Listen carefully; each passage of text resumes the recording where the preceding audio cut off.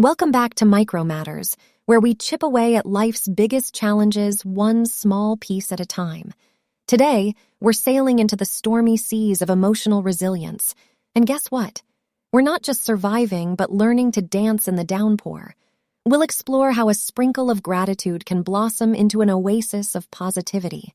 We'll uncover the secret strength-building ingredients lurking in ordinary activities, like exercise and sleep, and delve into meditation's brain-boosting benefits.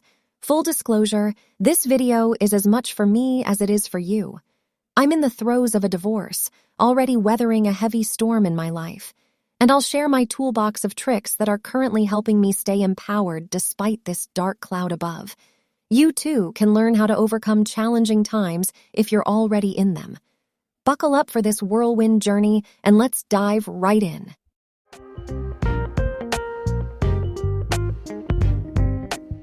Think of building emotional resilience as you would sculpting.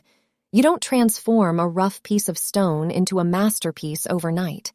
It's about making minor, consistent improvements that significantly contribute to your emotional strength and resilience over time. Gratitude. Let's start with gratitude. The simple act of acknowledging one sunny facet of your life each day can subtly tilt your mindset towards positivity, ultimately fostering resilience. When we express gratitude, our brain releases dopamine and serotonin, the two crucial neurotransmitters responsible for our emotions. They are our inbuilt mood enhancers that sprinkle happiness from within. To end your day on a high note, or to kickstart your day with a positivity boost, jot down something you're thankful for. Keep it cute, keep it simple, and start with one thing. By consciously practicing and tracking our gratitude in this gratitude journal, we can shift our focus from negative thoughts to positive ones and cultivate a sense of appreciation for the things that are going right. Exercise and sleep. Much like our bodies require wholesome nutrition and exercise for optimal physical well-being, emotional resilience thrives on these two core lifestyle factors: regular physical activity and quality sleep. Physical activity is like a secret sauce for emotional resilience, serving up a variety of benefits that extend far beyond physical health. First up, exercise is nature's mood enhancer, triggering the release of endorphins, our body's feel-good hormones. These act as natural painkillers and happiness boosters, uplifting our mood and enhancing our ability to handle stress, an essential aspect of emotional resilience. Interestingly, there are 20 types of endorphins in your body, and beta endorphins, the endorphins involved in stress relief and pain management, have a stronger effect than morphine on your body. The more you exercise, the more endorphins your body will produce. But don't worry, you don't have to run to feel that much talked about runner's high. Let's be honest here, running is awful. For those that agree, here are some alternative forms of exercise that release endorphins: swimming, dancing, hiking. And for the chocoholics out there, the invigorating arm movement of unwrapping a piece of dark chocolate and popping it in your mouth. It's science. Whether you're hitting the trail or bouncing to a beat, physical activity can serve as a channel to reduce stress and improve your mood. Sleep. Often underrated, quality sleep is a potent ally in our journey toward emotional resilience. Sleep is the time when our brain gets busy with housekeeping. During the deeper stages of sleep, the glymphatic system, the brain's waste clearance pathway, swings into action, flushing out toxins accumulated during the day. This cleanup process is crucial for maintaining optimal brain health and function, including emotion regulation. Sleep also affects our neurotransmitters and stress hormones, which can influence mood and anxiety levels. Adequate sleep ensures these hormones are in balance, improving our capacity to handle stress and bounce back from adversity. Some of you might ask, well, what's the number of hours of sleep I need? I can't recommend a specific number as the duration of a good night's sleep can differ for different people. Some adults need 8, but some are just fine with 6. A better sleep strategy is to focus on the metrics outlined in this video. According to Dr. Jen Gunther, if you can answer yes to these 3 questions, you probably don't need to worry about your sleep. 1. Do I feel reasonably well rested during the day? 2. Do I generally sleep through the night without disturbances? Or if I wake up, do I fall back asleep easily? 3. Can I stay awake through the day without involuntarily falling asleep? If not, the video outlines some evidence-based resources you can check out to improve your sleep. The marriage of regular exercise and good sleep forms a formidable defense against tumultuous times. Incorporating these two elements into our daily routines can significantly boost our emotional resilience, readying us to face life's storms with greater equanimity and strength. Meditation. Meditation is like having a personal trainer for the brain. Studies show that regular practice can actually alter our brain structure. Just as lifting weights strengthens muscles, meditation strengthens neural connections in areas associated with emotion regulation, such as the prefrontal cortex, while diminishing activity in the amygdala, our fear and anxiety center. We talk more about this in our video on the science and history behind meditation if you're keen to take a deeper dive. Any mindfulness practice will help you fortify your well-being, but I have found that a specific form of meditation, called vipassana, is particularly effective for building emotional resilience. It involves observing your thoughts and emotions as they are, without judging or dwelling on them. Vipassana means insight in Pali, an ancient language of Buddhism, and encourages us to explore the inner workings of our mind as we become self-archaeologists. In excavating layers of thoughts, feelings, and sensations, we learn to not only understand and accept our emotional nature, but to reduce our response to stress, the bedrock of emotional resilience. I meditate for 10 to 15 minutes, 3 times a week, but if you're just starting out, I recommend sticking in the 5 to 10 minute range. I'll leave a couple of resources for guided meditation in the description box below. Build a support network. No person is an island, and resilience doesn't have to be a solitary journey. A strong support network, friends, family, a spouse, or even a therapist can provide emotional assistance, practical help, and valuable perspectives. But what if you don't have anyone to talk to? Well, begin by building your network now. An excellent place to start is with your hobbies. If you're into tennis or basketball, join sports clubs centered around these activities. If you're into gaming, you can join online communities catered to specific games and get your nerd on. I'm good friends with people I used to play Final Fantasy Online with, and we share a Discord server to this day. You can also look at Meetup and see what community groups are in your area and join their social events or participate in their online discussions.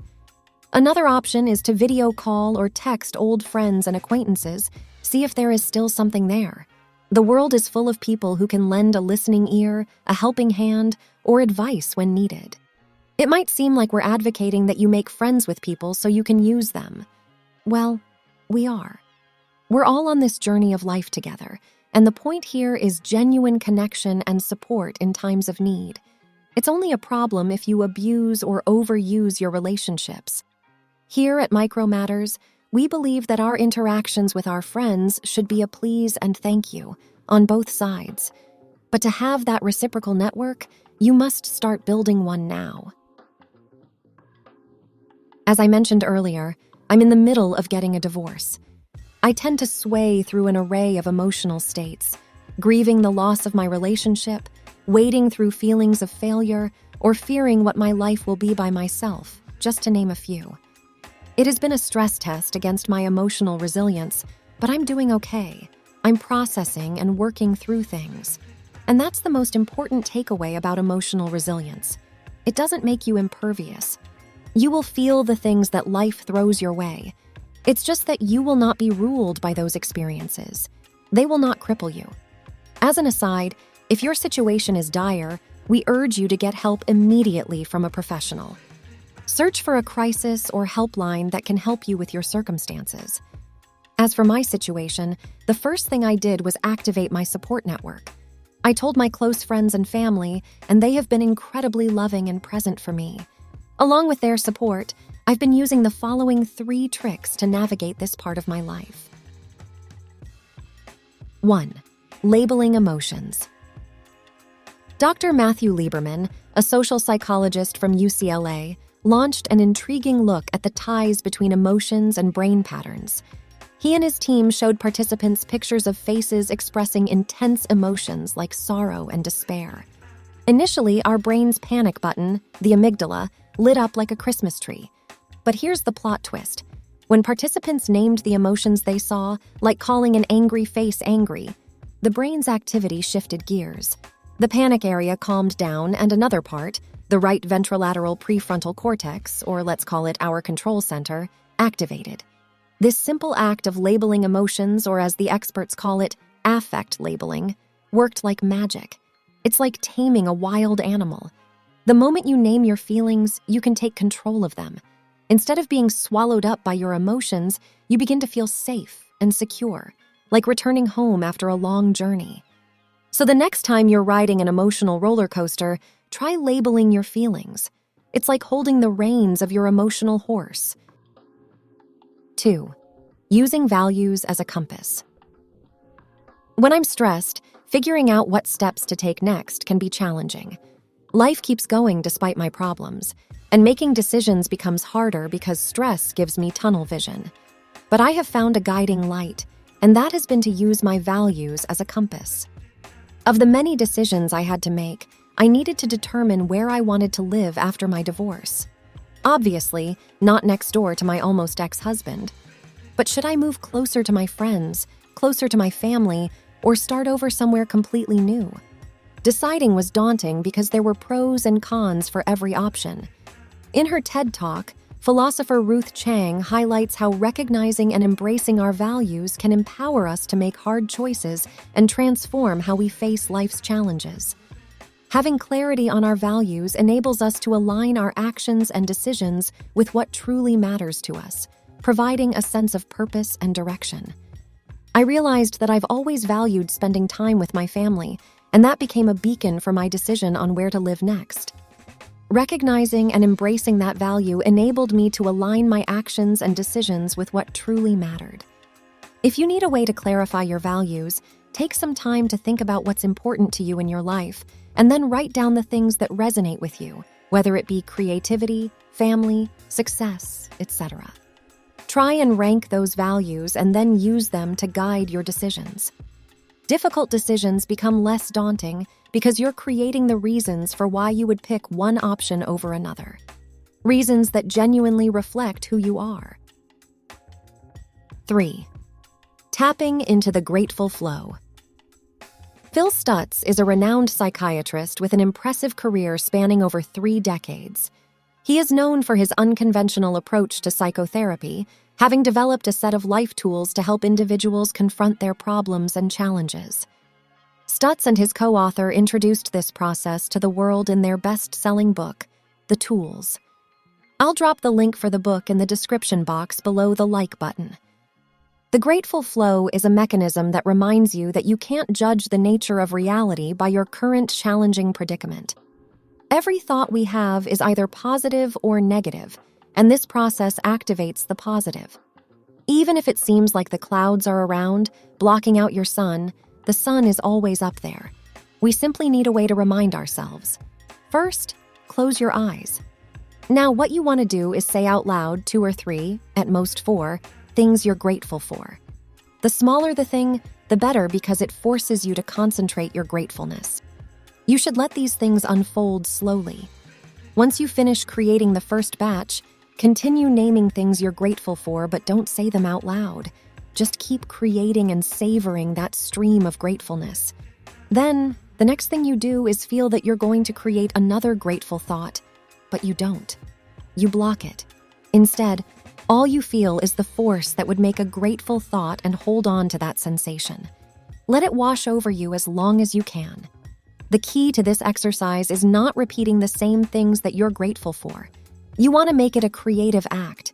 When you have to dig and search, that process itself will shift your mood. The classic time to tap into this flow is when your thoughts are out of control. The worst thing you can do is argue with your thoughts. Rather, you want to reframe your mind to be in a state of gratefulness because this is the state that will help you break through the clouds. I challenge you to pick one of these practices and start weaving it into the fabric of your everyday life. Arm yourself with gratitude. Let exercise and sleep be your trusty sidekicks, and allow meditation and a supportive network to be your secret weapons. In the comment section below, share your journey with us, your eureka moments, stumbling blocks, and those sweet victories. And if you want to continue receiving life-altering nuggets of wisdom, don't forget to hit that subscribe button. Remember, building emotional resilience is like training for a marathon, not a sprint. It's about cultivating consistency and embracing small steps that, over time, metamorphose into our own emotional armor. When life storms arrive, and they surely will, we can confidently boogie in the rain. Here at Micro Matters, we're dancing to the beat with you. Now that you've upped your emotional resilience, check out how a mindfulness routine can unlock the next level of well-being.